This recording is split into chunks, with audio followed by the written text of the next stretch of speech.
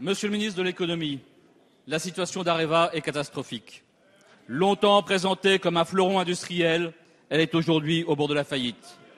Comme le dit le New York Times, si cette entreprise n'était pas quasi publique, elle serait aujourd'hui en banqueroute.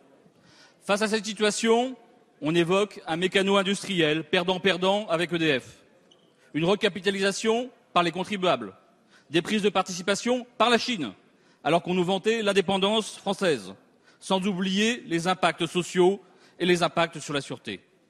Pour autant, on a du mal à percevoir la stratégie industrielle qui préside à ces choix.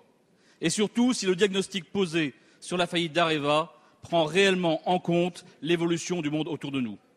Monsieur le ministre, constatez-vous comme nous le développement exponentiel des énergies renouvelables, la chute de leurs coûts, les innovations en matière de stockage, de réseaux intelligents? Constatez-vous comme nous que, à l'inverse, la part du nucléaire dans l'électricité ne cesse de chuter, 2% en Chine, et que son coût, lui, ne cesse de grimper? Monsieur le ministre, vous n'allez pas proposer à Orange de relancer le Minitel. Vous n'allez pas proposer à Air France de relancer le Concorde ou les avions renifleurs.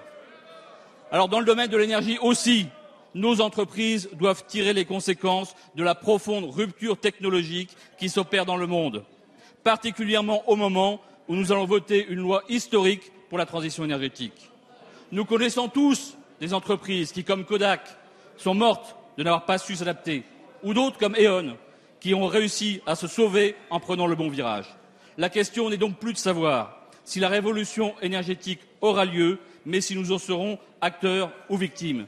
Décidons, Monsieur le Ministre, enfin, de faire de nos entreprises des champions de l'énergie d'avenir et en sortant progressivement des énergies fossiles et fissiles.